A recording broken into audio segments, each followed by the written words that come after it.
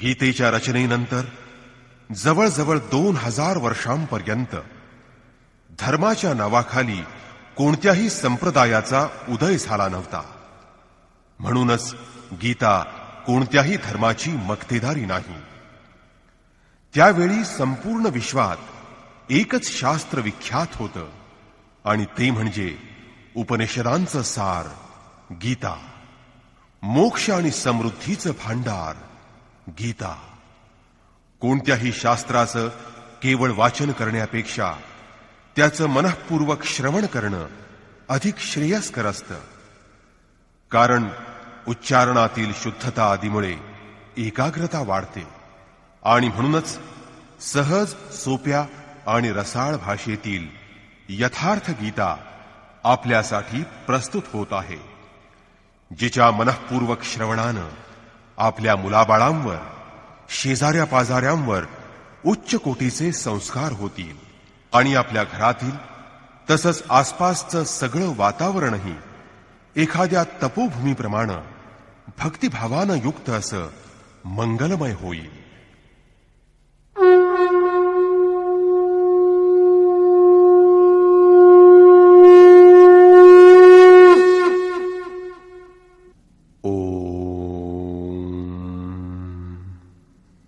श्री परमात्मने नमः. यथार्थ गीता श्रीमद् भगवद गीता अथाष्टमोऽध्यायः. अध्याय 8. 7व्या अध्यायात योगेश्वर श्रीकृष्णांनी सांगितलं की पुण्यकर्म म्हणजे नियतकर्म किंवा आराधना करणारा योगी सर्व पापांपासून मुक्त होऊन अखिल जगतात व्यापून असणाऱ्या ब्रह्माला जाणतो. म्हणजे पुण्यकर्म हे व्यापक ब्रह्माचा साक्षात्कार करून देणारं अमोघ साधन आहे. ते पुण्यकर्म करणारा योगी जगात व्यापून राहिलेल्या ब्रह्माला, संपूर्ण कर्माला, संपूर्ण अध्यात्माला, संपूर्ण अधिदैवाला तसंच अधिभूत आणि अधियज्ञासहित मला जाणत असतो. तेव्हा कर्म म्हणजे या सर्वांचा परिचय करून देणारी एक उपयुक्त वस्तू आहे. असे पुण्यकर्म करणारे त्यांच्या अंतकाळीही मलाच जाणतात. माझं त्यांना कधी विस्मरण होत नाही. या अध्यायामध्ये प्रारंभीच अर्जुनानं तेच शब्द घेऊन भगवंताला प्रश्न केला.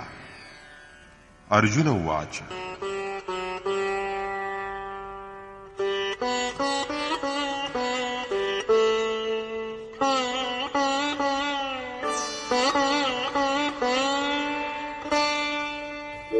किं तद्ब्रह्म किमध्यात्मम् किं कर्म पुरुषोत्तम अधिभूतं च किं प्रोक्तम् अधिदैवं किमुच्यते. हे पुरुषोत्तमा, ब्रह्म म्हणजे काय? अध्यात्म कशाला म्हणतात? कर्म म्हणजे काय? अधिभूत आणि अधिदैव कशाला म्हटलं जातं?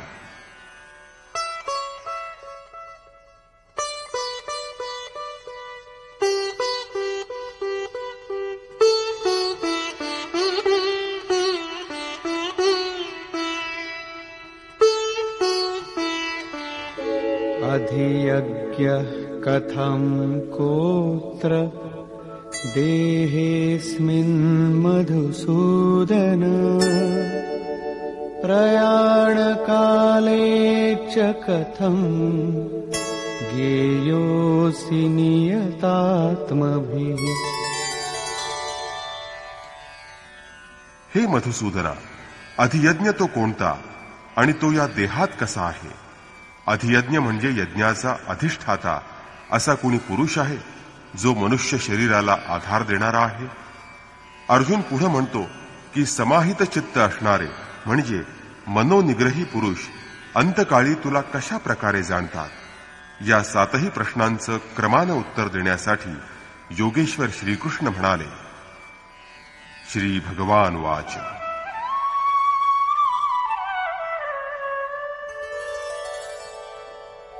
अक्षरं ब्रह्म परमं स्वभावोऽध्यात्ममुच्यते भूतभावोद्भव करो विसर्गः कर्म संज्ञितः। अक्षरम ब्रह्म परमम, जे अक्षर आहे ज्याचा क्षय होत नाही असं अविनाशी आदितत्व म्हणजे परब्रह्म होय.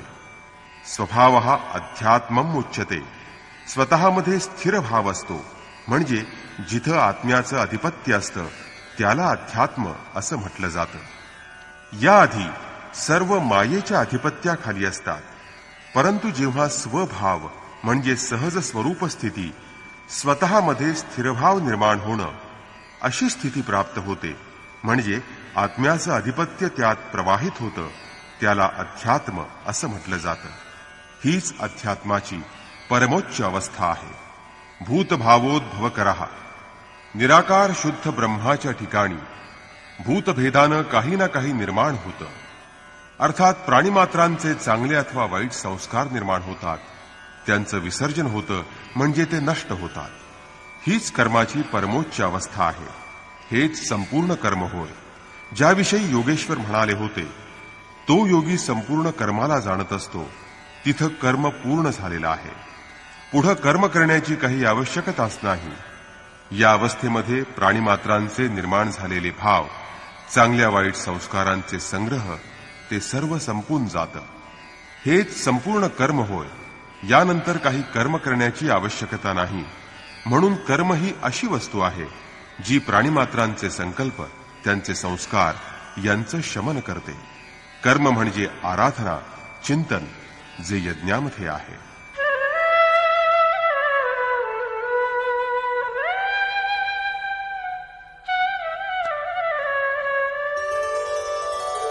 अधिभूतं क्षरो भावः पुरुषश्चाधिदैवतम्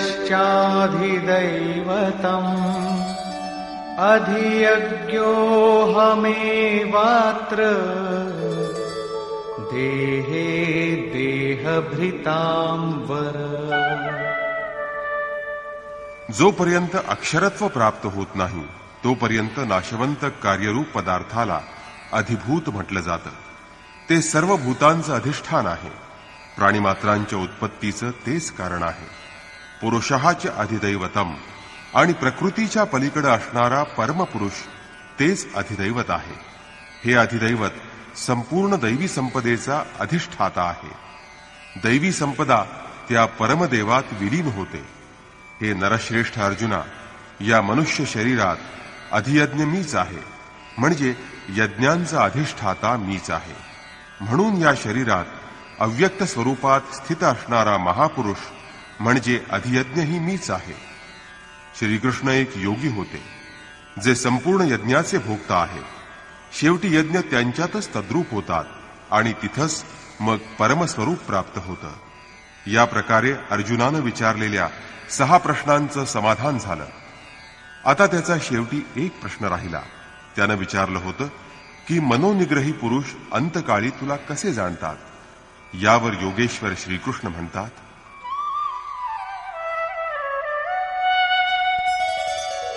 अंतकाले च मामेव स्मरन् मुक्त्वा कलेवरम् यः प्रयाति समद्भावम् याति नास्त्यत्र संशयः.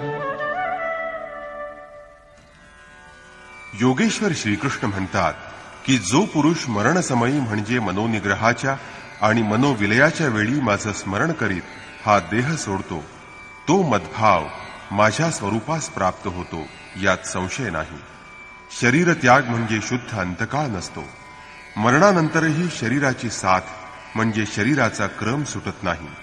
संचित संस्काराचे स्तर नष्ट झाल्यानंतरच मनाचा निरोध होतो आणि मन माझ्यामध्ये विलीन होतं, ते तद्रूप होतं. तो खरा अंतकाळ होय. कारण त्यानंतर जीवाला पुन्हा शरीर धारण करावं लागत नाही. अर्थात केवळ सांगण्यानं ते समजणार नाही. ही आचरण करण्याची गोष्ट आहे. जोपर्यंत वस्त्रांप्रमाणे जीव शरीर बदलत राहतो तोपर्यंत शरीराचा अंत कुठून होणार. मनोनिग्रह आणि परमात्म्याशी जेव्हा मनोविलय होतो तेव्हा जिवंतपणीच त्या जीवाचा शरीराशी संबंध तुटत असतो. ही स्थिती केवळ मरणानंतर प्राप्त होणारी असती तर स्वयं श्रीकृष्ण सुद्धा कधी पूर्ण पुरुष बनले नसते. त्यांनी मागे सांगितलं आहे की अनेक जन्मांच्या अभ्यासानंतर ब्रह्मज्ञान प्राप्त करून घेणारा ज्ञानी म्हणजे साक्षात माझंच स्वरूप समजावं. मी त्याच्यामध्ये असतो आणि तो माझ्यामध्ये असतो. त्याच्या माझ्यामध्ये लेशमात्रही फरक नसतो. याला जिवंतपणी झालेली प्राप्ती असं म्हणतात. आणि ही ज्याला प्राप्त होते त्या तद्रूप झालेल्या जीवाला पुन्हा शरीर कधीही धारण करावं लागत नाही. अशा जीवांचा देहत्याग हा खरा शरीराचा त्याग असतो, शरीराचा अंत असतो. अर्थात ज्या शरीर त्यागानंतर पुन्हा जन्म घ्यावा लागत नाही त्या देहांताचं हे वर्णन झालं. परंतु दुसरा लोकप्रचलित असा देहत्यागामुळे आलेला मृत्यू असतो. यामध्ये देहत्यागानंतर जीवाला पुन्हा जन्म घ्यावा लागतो.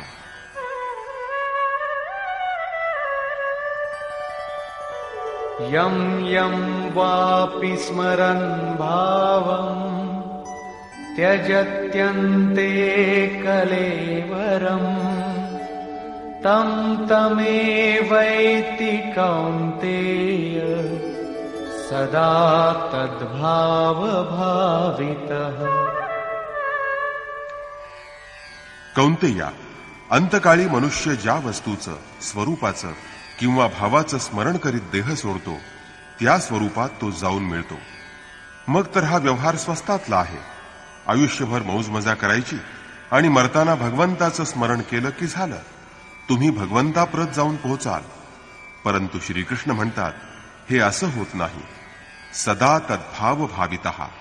मनुष्य आयुष्यभर ज्याप्रमाणे आचरण करतो, ज्याचं सतत चिंतन करतो, जी गोष्ट आवडीनं अंतःकरणात राहते तीच गोष्ट मरणाच्या वेळी वारंवार मनात येते. आयुष्यभर मौज मजा करून मरताना परमेश्वराचं नाव सुखासुखी ओठावर येणार नाही.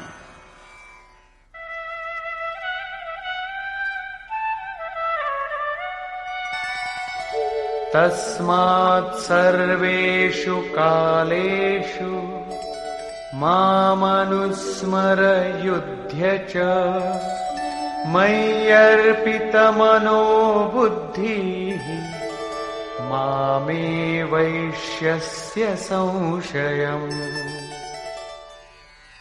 म्हणून हे अर्जुना, तू सर्व काळी माझंच स्मरण कायम ठेव आणि युद्ध कर. मन आणि बुद्धी माझ्याच ठायी तू अर्पण करून राहिलास म्हणजे निश्चितपणे तू मजप्रतच येशील. भगवंताचं निरंतर चिंतन आणि युद्ध या दोन्ही गोष्टी एकाच वेळी कशा शक्य आहेत? कदाचित जय कन्हैयालाल की किंवा जय भगवन असं म्हणत जायचं आणि बाण सोडत राहायचे असं असेल. परंतु याला भगवंताचं निरंतर स्मरण म्हणत नाहीत. स्मरण म्हणजे काय त्याचं स्वरूप सांगताना योगेश्वर म्हणतात, अभ्यासयोगयुक्तेन चेतसा नान्यगामिना परमं पुरुषं दिव्यं याति पार्थानुचिंतयन्. हे पार्था, अभ्यास योगानं युक्त होऊन मन स्थिर करून माझ्या स्मरणासाठी माझं निरंतर चिंतन आणि योगाभ्यास अत्यंत आवश्यक आहे. माझ्याशिवाय अन्यत्र न जाणाऱ्या चित्तानं निरंतर चिंतन करणारा परमप्रकाश स्वरूप दिव्य पुरुष म्हणजेच परमात्म्याप्रत जातो. समजा ही पेन्सिल म्हणजे भगवान आहे अशी तुमची श्रद्धा असेल तर मग तिच्याशिवाय अन्य कोणत्याही गोष्टीचे विचार तुमच्या मनात येता कामा नयेत. जर तिच्या आजूबाजूला तुम्हाला पुस्तक दिसलं किंवा अन्य काही वस्तू दिसली तर तुमचं स्मरण खंडित होतं.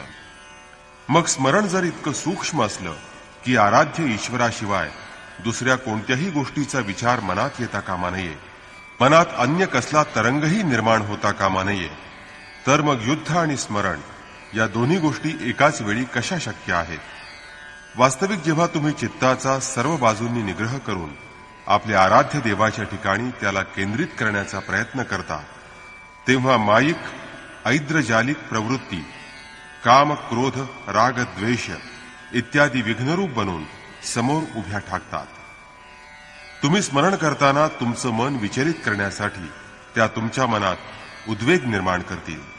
या बाधारूपानं प्रकट होणाऱ्या बाह्य प्रवृत्तींचं दमन करणं, त्यांच्यावर विजय मिळवणं हेच युद्ध होय.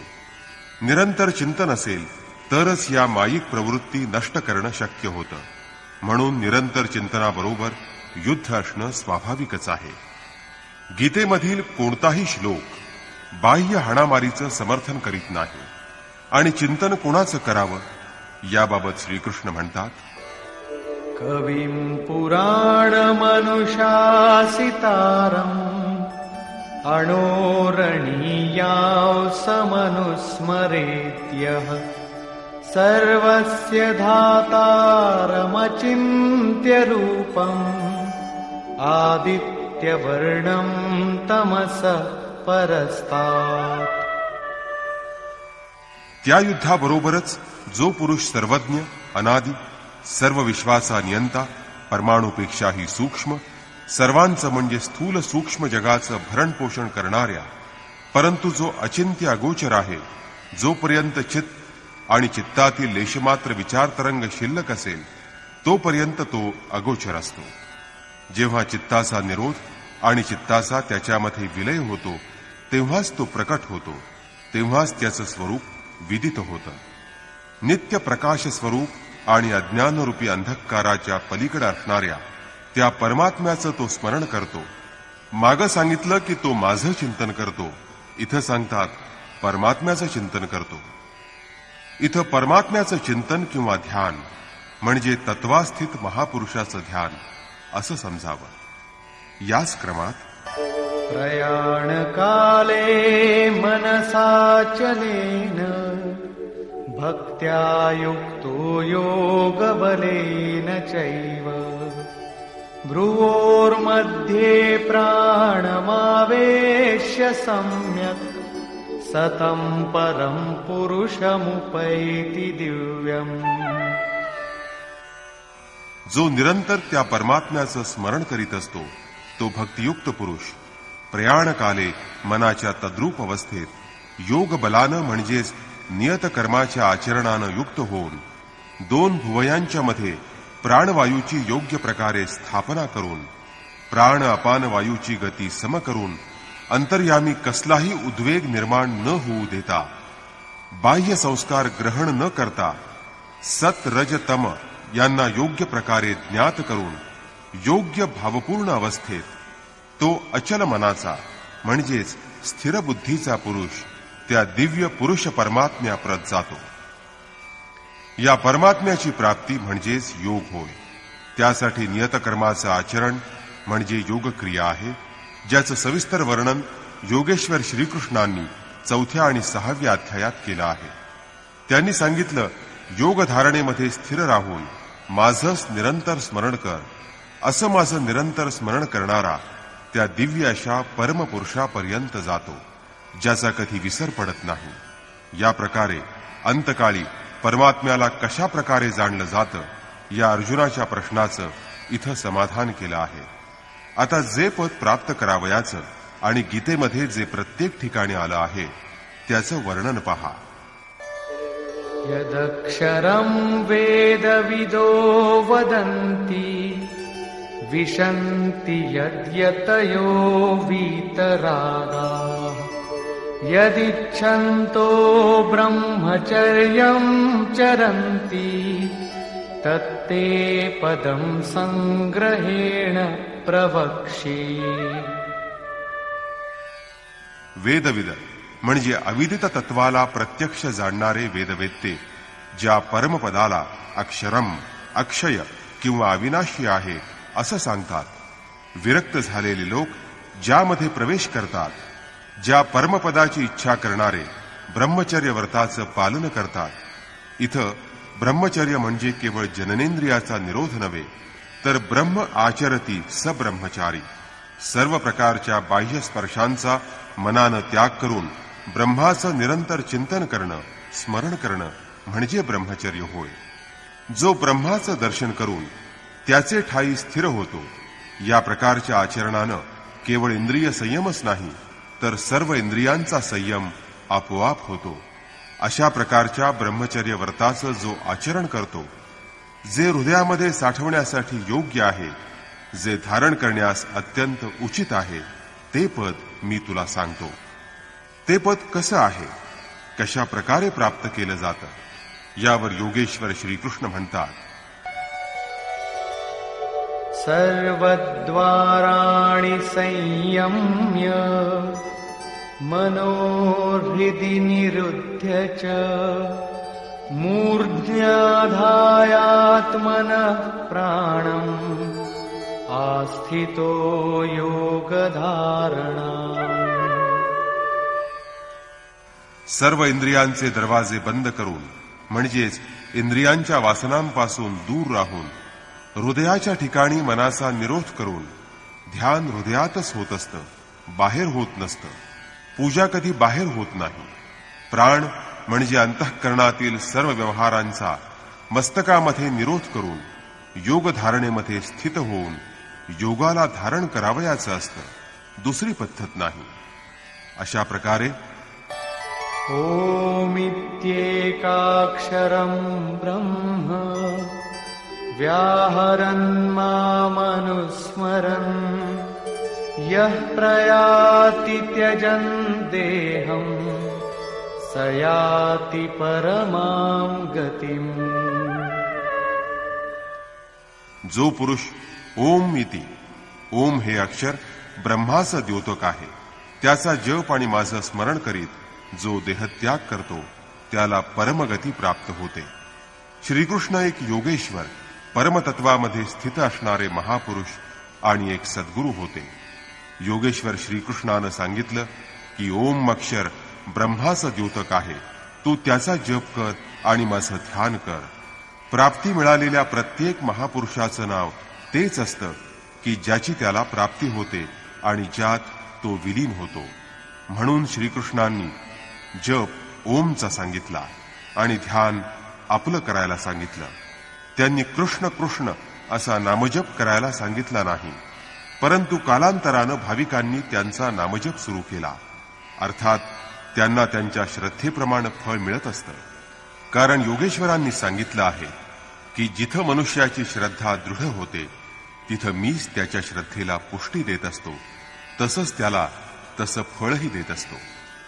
भगवान शंकरांनी राम नावाचा जप करण्यावर भर दिला.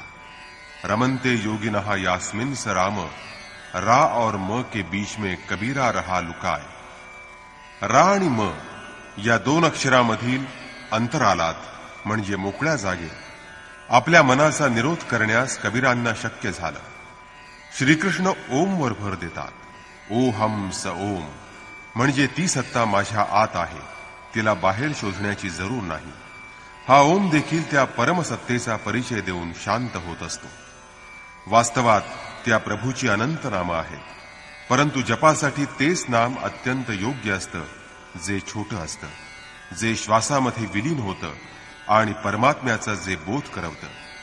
या व्यतिरिक्त अनेक देवी देवतांच्या अविवेकपूर्ण कल्पनांमध्ये अडकून राहून मूळ लक्ष्यापासून विचलित होऊ नका. पूज्य महाराज श्री सांगत की माझं रूप पहा, पण आपल्या श्रद्धेनुसार कोणतेही 2-2.5 अक्षरांचं नाम ओम, राम, शिव यापैकी कोणतंही एक नाम घ्या आणि त्याच्या अर्थानुसार इष्टदेवाच्या स्वरूपाचं ध्यान करा. ध्यान सद्गुरूचंच केलं जातं. तुम्ही राम, कृष्ण अथवा वीतराग विषयम वा चित्तम विरक्त महात्म्यांचं किंवा पातंजल योगात म्हटल्याप्रमाणे यथाभिमत ध्यानाद्वा कोणाच्याही स्वरूपाचं ध्यान केलं की तुम्हाला ते अनुभवात प्राप्त होईल आणि आपल्या एखाद्या समकालीन सद्गुरूकडे ते तुम्हाला पोहोचवेल. तिथं त्या सद्गुरूच्या मार्गदर्शनानं तुम्ही हळूहळू प्रकृतीच्या क्षेत्राच्या पलीकडे जाऊ शकाल. प्रारंभी मी सुद्धा एका देवतेच्या श्रीकृष्णाच्या विराट रूपाचं चित्राचं ध्यान करीत असे, परंतु महाराज श्रींच्या मार्गदर्शनामुळे नंतर ते शांत झालं. प्राथमिक अवस्थेतील साधक नामजप तर करतात, परंतु महापुरुषाच्या स्वरूपाचं ध्यान करायला ते कचरतात. त्यांना प्राप्त झालेल्या संस्कारांमुळे त्यांचे जे पूर्वग्रह तयार होतात ते सोडू शकत नाही. ज्या देवतांचा श्रीकृष्णांनी निषेध केला आहे त्यांचं ते ध्यान करतात, तेव्हा पूर्ण समर्पणाबरोबर एखाद्या अनुभवी महापुरुषाला शरण जावं. पुण्य पुरुषार्थ सबल होताच मनातील कुतर्क नष्ट होतात आणि यथार्थ क्रियेमध्ये प्रवेश मिळतो. योगेश्वर श्रीकृष्णांच्या अनुसार या प्रकारे ओमचा जप आणि परमात्म स्वरूप सद्गुरूच्या स्वरूपाचं निरंतर स्मरण केल्यानं मनाचा निरोध आणि विलय होत जातो आणि मग त्याच क्षणी शरीराशी असणाऱ्या संबंधांचा मन त्याग करतं. केवळ मृत्यूमुळे शरीर पाठ सोडत नाही.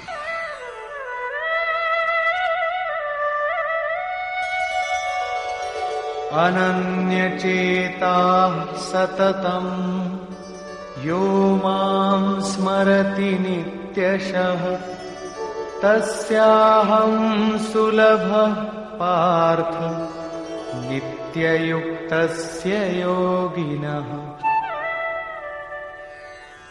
माझ्या व्यतिरिक्त चित्तामध्ये दुसरं कुणीच नाही. त्या अन्य कोणाचं चिंतन न करता एकाग्र चित्तानं माझ्या ठाई स्थिर होऊन जो निरंतर माझं स्मरण करतो त्या माझ्याशी निरंतर युक्त असणाऱ्या योग्याला मी सहज प्राप्त होतो. आपल्या असं सुलभ होण्यानं काय प्राप्ती होईल, काय मिळेल? मामुपेत्य पुनर्जन्म दुःखालयमशाश्वतम् नाप्नुवन्ति महात्मानः संसिद्धिं परमां गताः. मला प्राप्त केल्यानं दुःखाचं आगर असणारा आणि नश्वर अशाश्वत असा पुनर्जन्म प्राप्त होत नाही, परंतु त्यांना परमसिद्धी प्राप्त होते. अर्थात मला मिळणं किंवा परमसिद्धी प्राप्त होणं दोन्ही एकच गोष्ट आहेत. केवळ परमेश्वरच असे आहेत की ज्यांना प्राप्त केल्यानंतर पुनर्जन्म नष्ट होतो. मग पुनर्जन्माची सीमा कुठपर्यंत आहे?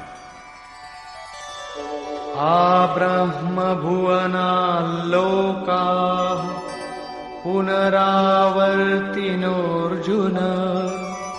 मामुपेत्य तु कौन्तेय पुनर्जन्म न विद्यते. हे अर्जुना, ब्रह्मापासून कीटकादी पतंगापर्यंत सर्व लोकीचे प्राणी पुनर्जन्म पावणारे आहेत. जन्म घेणं आणि मरण या फेऱ्यात ते सतत फिरणारे आहेत. परंतु कौंतेया, मजप्रत आल्यानंतर त्या पुरुषाचा पुनर्जन्माचा फेरा नष्ट होतो. धर्मग्रंथांमधील लोकलोकांतराच्या परिकल्पना म्हणजे ईश्वर पथावरील विभूतींना बोध करण्याचा केवळ एक आंतरिक अनुभव किंवा रूपक आहे. अंतरिक्षात ना असा कोणता खड्डा आहे की जिथं किडे चावायला येतात आणि ना असा महाल आहे की ज्याला स्वर्ग म्हटलं जातं. दैवी संपदेनं युक्त असणारे पुरुष देवता आणि आसुरी गुणांनी युक्त असणारे पुरुष आसुर असतात. श्रीकृष्णांच्याच नात्यातील कंस राक्षस आणि बाणासूर दैत्य होता. देव, मानव, तिर्यक, योनी म्हणजे भिन्न भिन्न प्रकारचे लोकच होत. श्रीकृष्णांच्या मते हा जीवात्मा मनासह 5 इंद्रियांना घेऊन जन्मजन्मांतरांच्या संस्कारांप्रमाणे नवीन शरीर धारण करीत असतो. ज्यांना अमर म्हटलं जातं असे देवतागणही मरण पावणारे आहेत. क्षीणे पुण्ये मर्त्यलोकम विशांती, यापेक्षा अधिक नुकसान काय असणार? ते देव शरीरही काय कामाचं की ज्याचं संचित पुण्यही समाप्त होऊन जातं, संपून जातं. देवलोक, पशुलोक, पतंगादी कीटकलोक, भोगलोक मात्र आहेत. केवळ मनुष्यच कर्माचा रचणारा आहे. त्या कर्माद्वारा ते परमधाम प्राप्त करू शकतो की जिथून मनुष्य परत जन्माला येत नाही. यथार्थ कर्माचं आचरण करून मनुष्य देवता बनू शकतो, ब्राह्मी स्थिती प्राप्त करू शकतो. परंतु जोपर्यंत मनाचा निरोध करून, मनाचा परमात्म्यात विलय करून, त्या परमात्म्याचा साक्षात्कार प्राप्त करून त्या परमभावामध्ये जोपर्यंत तो स्थिर होत नाही तोपर्यंत त्याचा पुनर्जन्म चुकणार नाही. उपनिषदे या सत्याचं स्पष्टीकरण करताना सांगतात, यदा सर्वे प्रमुच्यन्ते कामा येस्य हृदि स्थिताः अथ मर्त्यो अमृतो भवति अत्र ब्रह्म समश्नुते, असं कठोपनिषदात म्हटलंय. जेव्हा हृदयामध्ये असणाऱ्या सर्व प्रकारच्या वासना समूळ नष्ट होतात, तेव्हा मर्त्य असणारा मनुष्य अमर होतो आणि इथंच या जगात त्याच मनुष्य शरीरात तो परब्रह्माचा साक्षात अनुभव घेतो. प्रश्न असा निर्माण होतो की ब्रह्मा सुद्धा मृत्यू पावणारा म्हणजे नश्वर आहे की काय? तिसऱ्या अध्यायात योगेश्वर श्रीकृष्णांनी प्रजापती ब्रह्माच्या बाबतीत विवरण करताना सांगितलं होतं की परमपदाची प्राप्ती झाल्यानंतर बुद्धी अगदी यंत्रवत असते, तिच्याद्वारे परमात्माच व्यक्त होत असतो. अशा महापुरुषांकडून यज्ञाची संरचना झालेली आहे आणि इथं मात्र ते म्हणतात की ब्रह्माची स्थिती प्राप्त करणाऱ्याला देखील पुनर्जन्म प्राप्त होतो. म्हणजे योगेश्वर श्रीकृष्णांना काय सांगावयाचं आहे? वास्तविक ज्या महापुरुषांच्या द्वारे परमात्मा व्यक्त होत असतो त्या महापुरुषांची बुद्धी सुद्धा ब्रह्म नसते, परंतु लोकांना उपदेश देण्यासाठी, कल्याणकारी मार्गाचे नियम सांगण्यासाठी त्यांना ब्रह्मा म्हटलं जातं. ते खरोखर ब्रह्म नसतात. त्यांच्याजवळ त्यांची स्वतःची बुद्धी राहतच नाही, परंतु त्याच्या आधीच्या साधना काळामध्ये बुद्धीच ब्रह्म आहे. अहंकार शिवबुद्धी अज मन शशिचित्त महान. सर्वसाधारण मनुष्याची बुद्धी मात्र ब्रह्म नसते. बुद्धी जेव्हा इष्टदेवामध्ये प्रवेश करू लागते तेव्हापासून ब्रह्माची रचना होऊ लागते. त्याचे मुनिजनांनी 4 मार्ग सांगितले आहेत. तिसऱ्या अध्यायात ते सांगितलेले आहेत. स्मरणासाठी ते पुन्हा पहा. ब्रह्मविद, ब्रह्मविद्वर, ब्रह्मविद्वरीयान आणि ब्रह्मविद्वरिष्ठ. ब्रह्मविद्येशी जोडलेली जी बुद्धी आहे ती ब्रह्मविद बुद्धी होय. ब्रह्मविद्येमध्ये ज्यानं श्रेष्ठत्व प्राप्त केलं आहे तो ब्रह्मविद्वर होय. ब्रह्मविद्वरीयान ती बुद्धी आहे की जिच्यामुळं तो ब्रह्मविद्येत केवळ दक्षच नव्हे तर तिचा नियंत्रक आणि संचालक बनतो. ब्रह्मविद्वरिष्ठ बुद्धीचा तो अंतिम स्तर आहे ज्यातून इष्ट प्रवाहित होतं. इथपर्यंत बुद्धीचं अस्तित्व असतं, कारण प्रवाहित होणारा इष्टदेव अजून वेगळा आहे आणि ग्रहण करती बुद्धी वेगळी आहे. अजून तो प्रकृतीच्या सीमेमध्येच आहे. अशी श्रेष्ठ अवस्था प्राप्त झालेला पुरुषही पुनर्जन्माच्या सीमेमध्ये आहे. बुद्धी अर्थात ब्रह्म राहतं, जागृत असतं, तेव्हा संपूर्ण भूत म्हणजे चिंतनाचा प्रवाह जागृत असतो. आणि जेव्हा बुद्धी अविद्येमध्ये राहते तेव्हा ती अचेतन असते. यालाच रात्र आणि दिवस, प्रकाश आणि अंधकार असं म्हटलं जातं. ब्रह्म म्हणजे ब्रह्मविद्वत्तेची जी श्रेणी ज्यात इष्टदेव प्रवाहित झालेला आहे, तिला प्राप्त झालेल्या सर्वोत्कृष्ट बुद्धीमध्ये देखील विद्येचा, जी स्वयंप्रकाश स्वरूप आहे, जी त्यात प्रवाहित करते, दिवस आणि अविद्येची रात्र, प्रकाश आणि अंधकार याचा क्रम लागून राहिलेला आहे. इथपर्यंत साधकामध्ये माया यशस्वी होते. प्रकाशकालात अचेतन प्राणीमात्र सचेतन होतात, त्यांना लक्ष्य दिसू लागतं.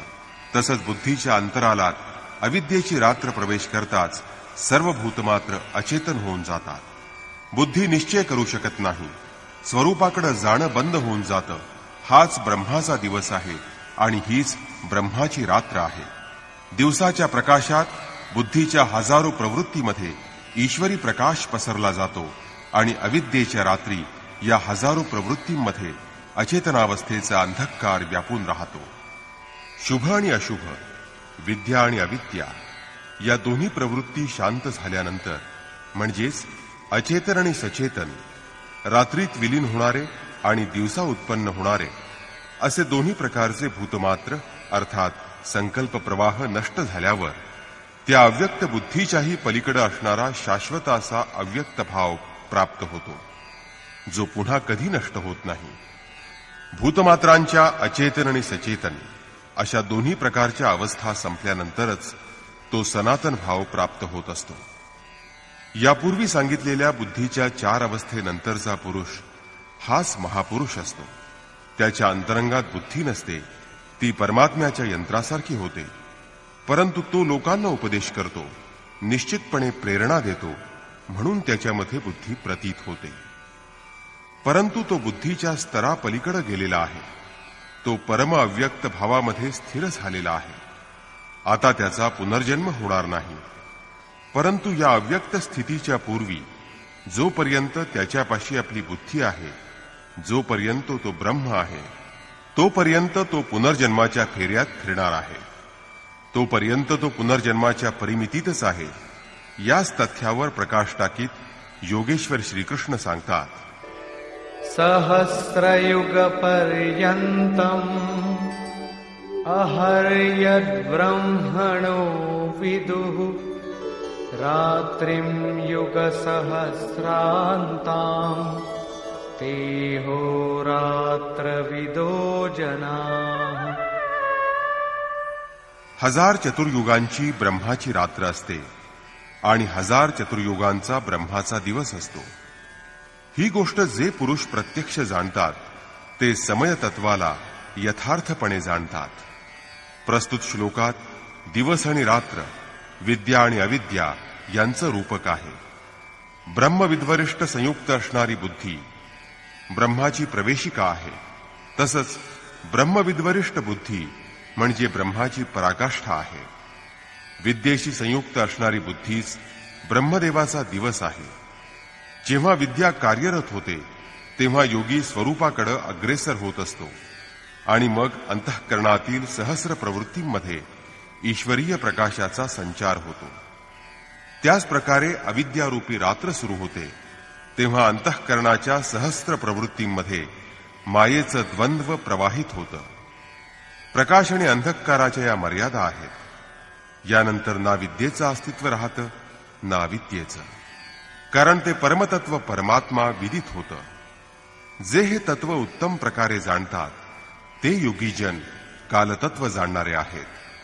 अविद्येची रात्र केव्हा होते आणि विद्येचा दिवस केव्हा येतो हे कालतत्व ते चांगल्या प्रकारे जाणतात.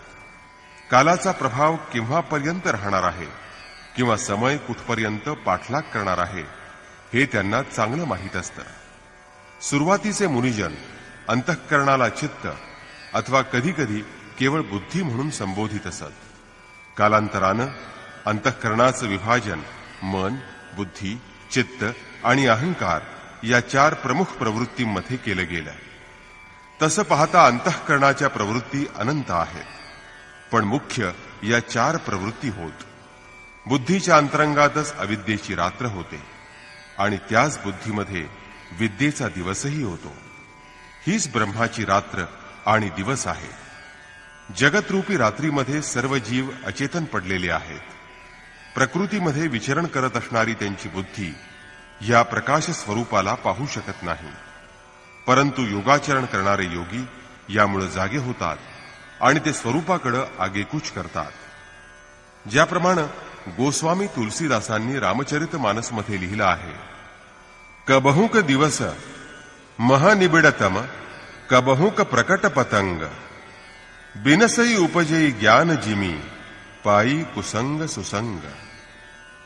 विद्येशी संयुक्त असणारी बुद्धी कुसंगामुळे अविद्येत परिणत होते. पुन्हा सुसंगामुळे किंवा सत्संगामुळे विद्येचा संचार त्याच बुद्धीमध्ये होतो. हा चढउतार लक्ष्यपूर्तीपर्यंत चालूच राहतो. पूर्ततेनंतर नाही बुद्धी की नाही ब्रह्मा, नाही रात्र की नाही दिवस. हे ब्रह्माच्या दिवस रात्रीचं रूपक आहे. ना हजारो वर्षांची मोठी रात्र असते, ना हजारो चतुर्युगांचा दिवस असतो, किंवा ना 4 मुखांचा ब्रह्म असतो. याआधी सांगितलेल्या ज्या 4 क्रमिक अवस्था आहेत त्या म्हणजेच ब्रह्माची 4 मुखे होत आणि अंतःकरणाच्या 4 प्रमुख मुख्य प्रवृत्ती म्हणजेच त्याची चतुर्योगे होत. रात्रंदिवस ते या प्रवृत्तींमध्येच असतात. जे पुरुष या भेदाला तत्वानं जाणतात तेच योगीजन कालाच्या भेदालाही ओळखतात की समय कुठपर्यंत पाठलाग करतो आणि कोणता पुरुष कालाच्या पलीकडे जाऊ शकतो. रात्र आणि दिवस, अविद्या आणि विद्या यांच्यामध्ये होणारे कार्य श्रीकृष्ण पुढील श्लोकात स्पष्ट करताना म्हणतात, अव्यक्ताद्व्यक्तयः सर्वाः प्रभवन्त्यः रागमे रात्र्यागमे प्रलीयन्ते तत्रैवाव्यक्तसंज्ञके. ब्रह्मदेवाचा दिवस सुरू होताच म्हणजे विद्येच्या प्रकाशात सर्व प्राणी अव्यक्त बुद्धीमध्ये जागृत होतात आणि रात्र सुरू होताच त्या अव्यक्त अदृश्य बुद्धीमध्ये जागृतीचं सूक्ष्म तत्व अचेतन होतं. ते प्राणी अविद्यारूपी रात्रीच्या वेळी स्वरूपाला स्पष्ट पाहू शकत नाहीत, परंतु त्यांचं अस्तित्व असतं. म्हणजे जागृत होणं आणि अचेतन होणं या दोन्ही गोष्टींचं माध्यम ही बुद्धीच आहे, जी सर्वात अव्यक्त रूपानं वास करीत असते. ती दृष्टीगोचर नसते.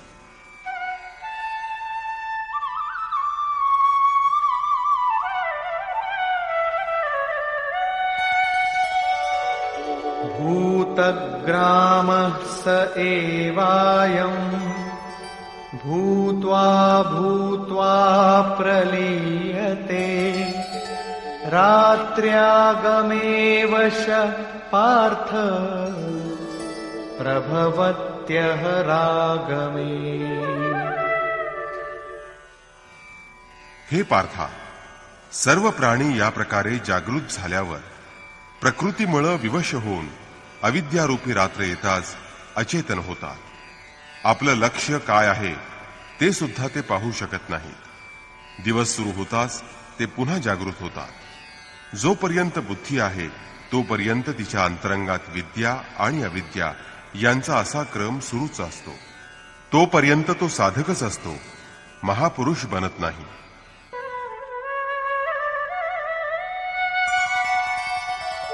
परस्तस्मात्तु भावोऽन्यो व्यक्तो व्यक्तात् सनातनः यः सः सर्वेषु भूतेषु नश्यत्सु न विनश्यति. एक तर ब्रह्म म्हणजे बुद्धी अव्यक्त आहे, ती इंद्रियांना दिसत नाही. तिच्याही पलीकडे सनातन अव्यक्त तत्व आहे, जे सर्व भूतमात्रांचा नाश झाला असताही स्वतः विनाश पावत नाही. म्हणजे विद्येमध्ये सचेतन आणि अविद्येमध्ये अचेतन, दिवसा उत्पन्न आणि रात्रीमध्ये विलीन होणारा अव्यक्त ब्रह्मा नष्ट होतो आणि मग सनातन अव्यक्त तत्व प्राप्त होतं, जे कधीही नष्ट होत नाही. बुद्धीमध्ये वर सांगितलेले चढउतार जेव्हा मिटून जातात, संपून जातात, तेव्हा सनातन अव्यक्त असं जे तत्व मिळतं तेच माझं परमधाम आहे. जेव्हा सनातन अव्यक्त तत्वाची प्राप्ती होते तेव्हा बुद्धीही त्याच भावात रंगून जाते आणि तोच भाव धारण करते. म्हणून ती बुद्धी स्वतः जेव्हा संपून जाते तेव्हा त्या ठिकाणी सनातन अव्यक्त तत्वच शिल्लक राहतं.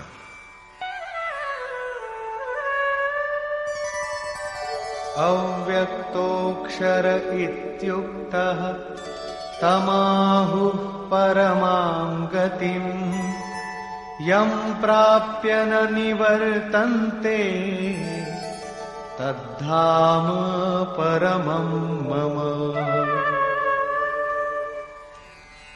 त्या सनातन अव्यक्त तत्वाला, परब्रह्माला अक्षर म्हणजेच अविनाशी असं म्हणतात. त्यालाच परमगती असंही म्हणतात. तेच माझं परमधाम आहे. ते प्राप्त झाल्यानंतर मनुष्य पुन्हा परत येत नाही, त्याचा पुनर्जन्म होत नाही. या सनातन अव्यक्त तत्वाची प्राप्ती कशी होते हे सांगताना श्रीकृष्ण म्हणतात,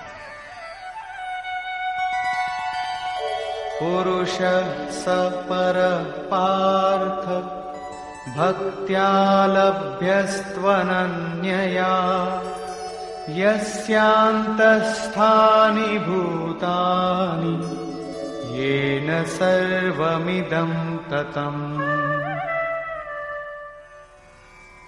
हे पार्था, सर्व प्राणीमात्र ज्याच्या पोटात आहेत आणि ज्यानं हे संपूर्ण विश्व व्यापलेलं आहे तो सनातन अव्यक्त असणारा परमपुरुष अनन्य भक्तीनं प्राप्त होत असतो. अनन्य भक्ती म्हणजे परमात्म्याशिवाय दुसऱ्या कोणाचंही स्मरण न करता त्याच्याशी एकनिष्ठ राहणं. पण अनन्य भक्तीनं परमात्म्याशी एकनिष्ठ राहिलेल्या लोकांना कधीपर्यंत पुनर्जन्माच्या सीमेमध्ये राहावं लागतं आणि ते पुनर्जन्माची सीमा केव्हा पार करतात यावर योगेश्वर म्हणतात, यत्र काले त्वनावृत्तिम् आवृत्तिं चैव योगिनः प्रयाता यान्ति तं कालम् वक्ष्यामि भरतर्षभ। हे अर्जुना, कोणत्या काळी देहत्याग केला असता योगीजन पुन्हा जन्मास येत नाही आणि कोणत्या काळात देहत्याग केल्यानं पुनर्जन्म प्राप्त होतो तो काळ मी आता तुला सांगतो।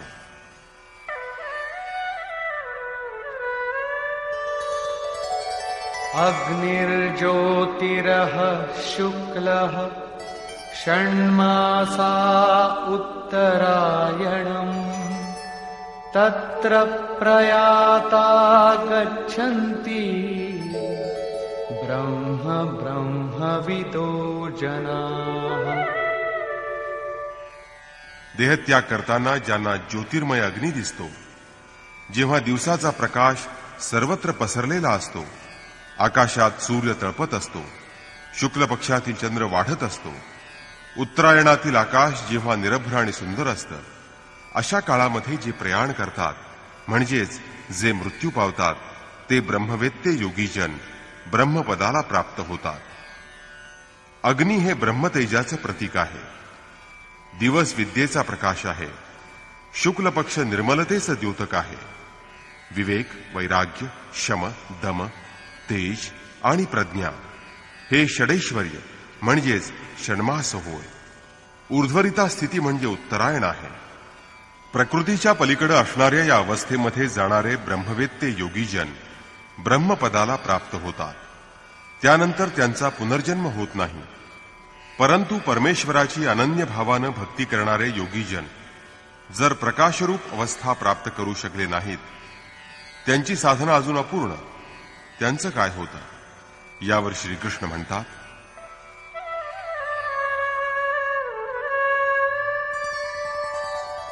धूमो रात्रिस्तथा कृष्णः षण्मासा दक्षिणायनम् तत्र चान्द्रमसं ज्योतिः योगी प्राप्य निवर्तते।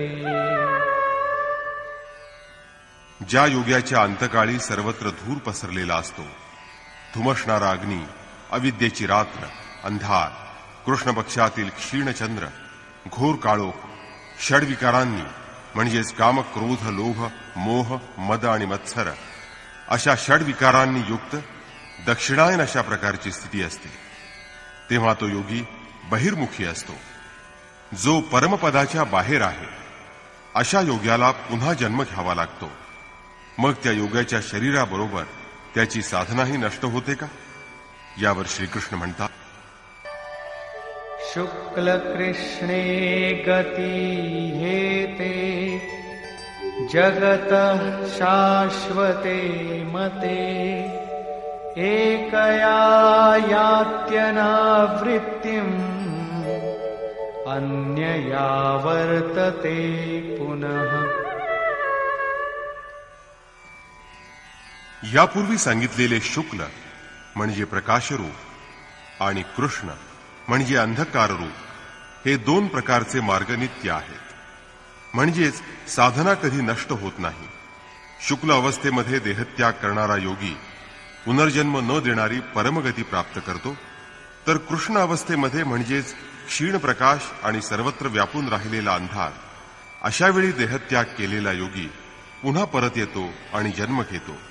जोपर्यंत त्याला पूर्ण प्रकाश प्राप्त होत नाही तोपर्यंत त्यानं भगवंताचं भजन करावं, अनन्य भावानं आराधना करावी, म्हणजे पुनर्जन्माचा फेरा संपेपर्यंत साधना करायला पाहिजे।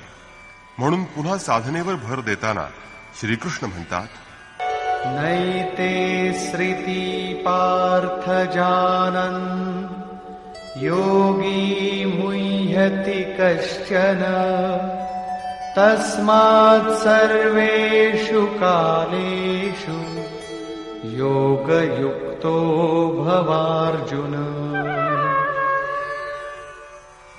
हे पार्था, या दोन मार्गांना जाणणारा कोणताही योगी मोह पावत नाही। देहत्यागाचे वेळी पूर्ण प्रकाश प्राप्त झाल्यावरच ब्रह्मपद प्राप्त होतं आणि देहत्यागाचे वेळी जर प्रकाश क्षीण असेल तर पुनर्जन्म घ्यावा लागतो. पण त्या पुनर्जन्मामध्ये साधना नष्ट होत नाही ही गोष्ट तो चांगल्या प्रकारे जाणत असतो. म्हणून हे अर्जुना, तू सर्व काळी योगयुक्त हो, म्हणजेच सर्व काळी साधना कर.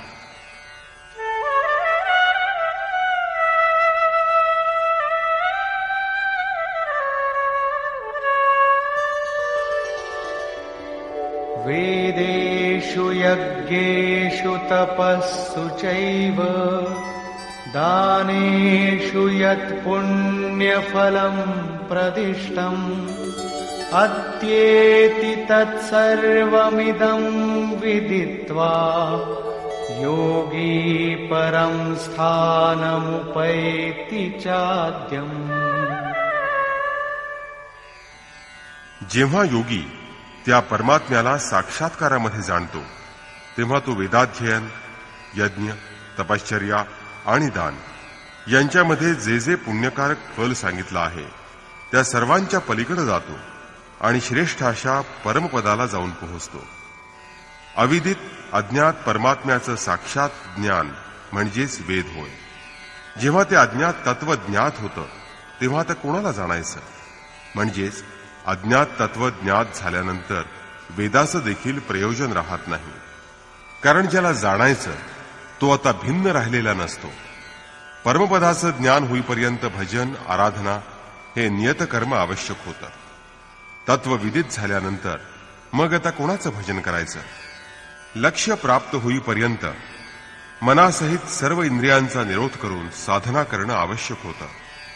लक्ष्य प्राप्त झाल्यानंतर आता कशासाठी साधना करायची?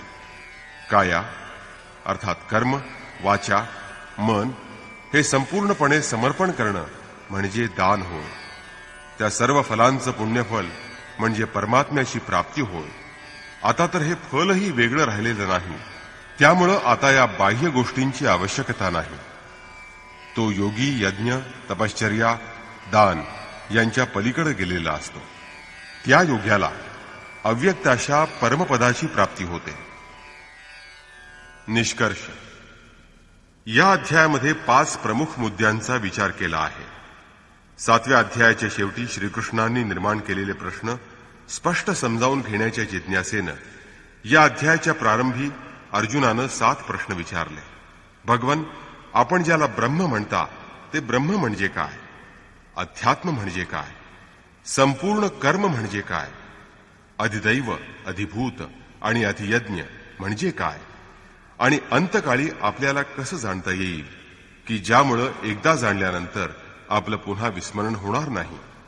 यावर उत्तर देताना श्रीकृष्ण म्हणाले की ज्याचा विनाश होत नाही, जे अक्षर असतं तेच परब्रह्म होय. स्वतःमध्ये निर्माण झालेला परमभाव म्हणजे अध्यात्म होय. जेव्हा जीव मायेच्या मोहातून सुटून आत्म्याच्या ठायी स्थिर होतो त्यालाच अध्यात्म असंही म्हणतात. शुभ आणि अशुभ संस्कारांच्यामुळं प्राणिमात्रांच्या ठिकाणी जे विचार किंवा भावना तसंच विकार निर्माण होतात ते निर्माण होण्याचं थांबणं अर्थात बंद होणं यालाच संपूर्ण कर्म असं म्हणतात. यानंतर कर्म करण्याची आवश्यकताच राहत नाही. कर्म म्हणजे अशी वस्तू आहे की जी संस्कारांचं उद्गम स्थानच भगवंतामध्ये विलीन करून टाकते. नश्वर प्राणिमात्रांना निर्माण करणारा क्षरभाव म्हणजेच अधिभूत होय. तोच प्राणिमात्रांचा अधिष्ठाता आहे. परमपुरुष हेच अधिदेव आहेत. दैवी संपदा त्यामध्येच लय पावत असते. या शरीरात अधियज्ञ मीच आहे. म्हणजे ज्यामध्ये यज्ञ लय पावतो तो मीच आहे. यज्ञाचा अधिष्ठाता मीच आहे. तो माझं स्वरूप प्राप्त करून घेतो. अधियज्ञ म्हणजे असा पुरुष की जो शरीरामध्ये वास करीत असतो. तो शरीराच्या बाहेर असत नाही. अर्जुनाचा शेवटचा प्रश्न असा होता की अंतकाळी आपल्याला कशा प्रकारे जाणता येतं? यावर योगेश्वरांनी उत्तर दिलं की जो माझं निरंतर स्मरण करतो, माझ्याशिवाय दुसरं कशाचंही स्मरण करत नाही आणि अशा स्मरणात लीन असताना जो देहत्याग करतो त्याला साक्षात स्वरूपाची प्राप्ती होते. अर्थात देहत्यागानंतरच स्वरूप प्राप्ती होते असा याचा अर्थ नाही. मनाचा संपूर्णपणे निरोध करणं आणि त्याविरुद्ध मनाचं परमात्म्यामध्ये लय पावणं म्हणजेच अंतकाळ होय. यानंतर त्याला पुन्हा शरीर धारण करावं लागत नाही, कारण तो त्या परमपदाच्या ठायी स्थिर झालेला असतो. त्याचा मग पुनर्जन्म होत नाही. श्रीकृष्णांनी अर्जुनाला निरंतर स्मरण करीत युद्ध करायला सांगितलं, पण स्मरण आणि युद्ध या दोन्ही गोष्टी एकाच वेळी कशा करता येतील? म्हणजे जय गोपाल म्हणायचं आणि लाठी चालवायची असा त्याचा अर्थ आहे का? तेव्हा स्मरणाचं स्वरूप स्पष्ट करताना श्रीकृष्ण म्हणतात की योगयुक्त होऊन माझ्याशिवाय अन्य कुणाचंही स्मरण न करता निरंतर माझंच स्मरण कर. जर स्मरण इतकं सूक्ष्म आहे तर मग युद्ध कोण करेल? समजा हे पुस्तक म्हणजे भगवान आहे, तर त्याच्या आसपास असणाऱ्या वस्तू, समोर बसलेले लोक किंवा अन्य कोणत्याही गोष्टी न पाहणं, त्यांचा विचार मनात न आणणं, आणि समजा त्यांचा विचार मनात आला किंवा त्यांना पाहिलं तर ते स्मरण नव्हे. अशा स्मरणात युद्ध कसलं? वास्तविक जर तुम्ही निरंतर स्मरणात मग्न व्हाल तर त्याच क्षणी तिथं युद्धाचं खरं स्वरूप प्रकट होतं. मायेनं निर्माण होणाऱ्या प्रवृत्ती विघ्नरूप बनून तिथं उभ्या ठाकतात. काम, क्रोध, राग, द्वेष हे शत्रू तिथं उभे राहतात आणि ते स्मरण करून देत नाहीत. त्यांच्यावर विजय मिळवणं म्हणजेच युद्ध करणं होय. या शत्रूंचा नाश झाल्यानंतरच व्यक्ती परमपद प्राप्त करू शकते. ही परमगती प्राप्त करण्यासाठी हे अर्जुना, तू ओमचा जप कर आणि ध्यान माझं कर. नाम आणि रूप ही आराधनेची किल्ली आहे. यानंतर योगेश्वरांनी पुनर्जन्म म्हणजे काय ते समजावलं. त्यांनी सांगितलं की ब्रह्मदेवापासून यावन्मात्र जगत पुनरावर्ती आहे. ते नष्ट झालं तरी माझं अव्यक्त स्वरूप नष्ट होत नाही. योगाचं आचरण करणाऱ्या पुरुषांचे दोन मार्ग असतात. ज्याच्या अंतकाळी आत बाहेर संपूर्ण प्रकाश असतो, शुक्ल पक्ष आणि उत्तरायणाचा काळ असेल, आणि अशा स्थितीत जो निरंतर भगवंताचं स्मरण करतो तो परमगतीला पोहोचतो. आणि जो योगी भगवंताचं स्मरण करताना विचलित होतो, कृष्ण पक्ष, दक्षिणायन, घोर अंधार अशा काळात जो देहत्याग करतो तो सर्वसामान्य जीवात्म्याप्रमाणे जन्म मरणाच्या फेऱ्यात फिरत राहतो. अर्थात पुनर्जन्म घेऊन मागील जन्मात अपूर्ण राहिलेली साधना तो पूर्ण करू शकतो. अशा प्रकारे आधीच्या जन्मातील साधना नंतरच्या जन्मात पूर्ण करूनही योगी परमधामापर्यंत पोहोचू शकतो. यापूर्वीही श्रीकृष्णांनी सांगितलं आहे की परमेश्वराच्या साधनेमुळं अर्थात आराधनेमुळं व्यक्ती जन्म मरणाच्या भयापासून मुक्त होते. दोन्ही मार्ग शाश्वत आहेत.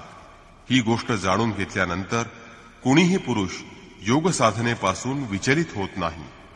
म्हणून हे अर्जुना, तू योगी बन. योगी वेदाध्ययन, तपश्चर्या, यज्ञ आणि दान यामध्ये जे पुण्यफल आहे त्याच्या पलीकडे जाऊन परमपदाची प्राप्ती करून घेतो. या अध्यायामध्ये ठिकठिकाणी परमगतीचं चित्रण केलेलं आहे. हे परमतत्व अव्यक्त, अक्षय आणि अक्षर आहे. त्याचा कधी क्षय अथवा विनाश होत नाही असं श्रीकृष्णांनी सांगितलं आहे. ओम तत्सदिति श्रीमद्भगवद्गीतासूपनिषत्सु ब्रह्मविद्यायां योगशास्त्रे श्रीकृष्णार्जुन संवादे अक्षर ब्रह्मयोगो नाम अष्टमोऽध्यायः. याप्रमाणे श्रीमद्भगवद्गीतारूपी उपनिषदातील ब्रह्मविद्यांतर्गत योगशास्त्रातील श्रीकृष्ण आणि अर्जुन यांच्या संवादातील अक्षर ब्रह्मयोग नावाचा 8वा अध्याय समाप्त झाला. इति श्रीमत्परमहंस परमानंदस्य शिष्य स्वामी अड्गडानंद कृते श्रीमद्भगवद्गीतायाः यथार्थ गीता भाष्ये अक्षर ब्रह्मयोगो नाम अष्टमोऽध्यायः. अशा प्रकारे श्रीमत्परमहंस परमानंदजींचे शिष्य स्वामी अड्गडानंद कृत श्रीमद्भगवद्गीतेवरील भाष्य यथार्थ गीता यामधील अक्षर ब्रह्मयोग या नावाचा 8वा अध्याय समाप्त झाला. हरि ओम तत्सत.